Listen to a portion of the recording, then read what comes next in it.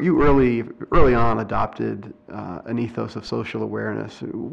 How did you take that tact? I think a lot of that had to do with how I grew up in St. Louis, Missouri, and I had grandparents on one side in St. Louis who were very civically active. My grandfather built the great flood wall of St. Louis along with the Army Corps of Engineers. And then in Chicago, another grandfather who ended up his career for the last 30 years being a entrepreneurial philanthropist, really focusing on early childhood education and causes of poverty. And I ended up being a political science major because I was fascinated by how you could actually impact social good.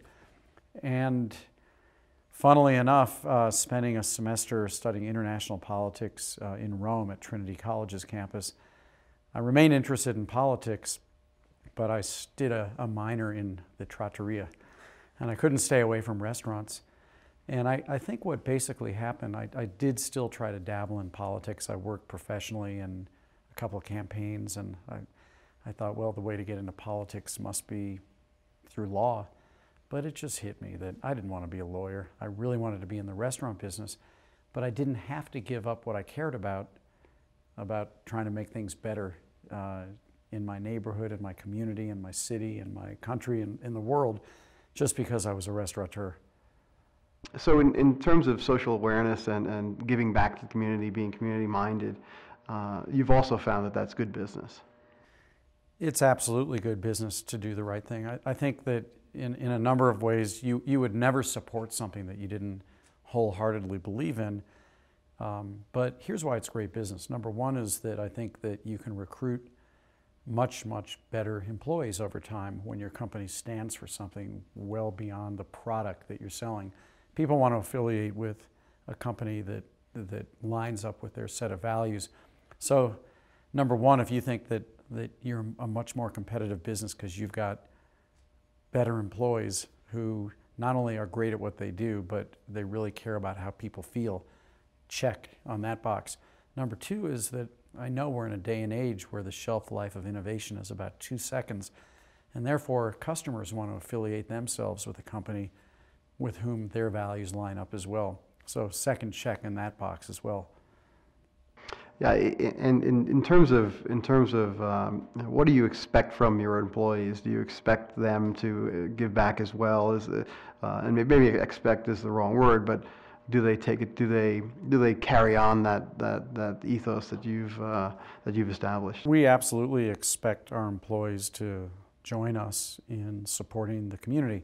We don't tell them which causes they have to support, but when we hire somebody, we let them know, you think that you got invested in a restaurant company, it's truly a hospitality company, and our hospitality has to extend beyond the four walls of our restaurants into the communities in which we do business.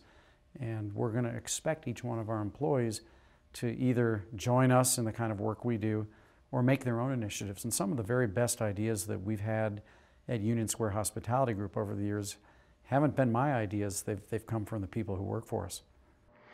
So what is your message to the entrepreneurs in the audience as they're going through the stages of building their companies? What's your message to them about the importance of having a community-minded bent?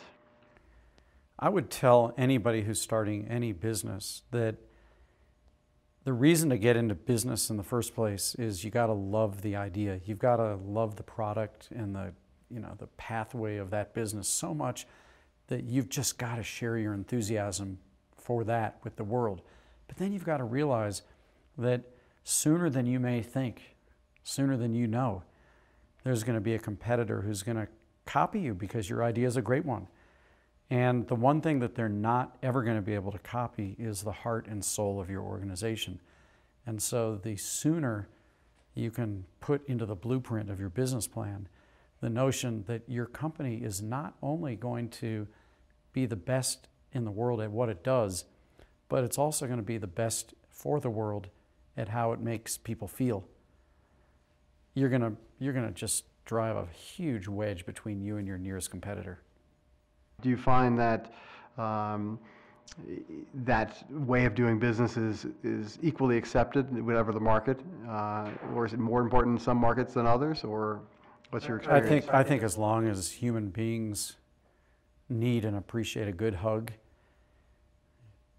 community investment is gonna play out, because what a hug is that it's a genuine faith that you get more when you first give more. You can't get a hug unless you first give one. And I don't know a community on earth that wouldn't appreciate a good hug.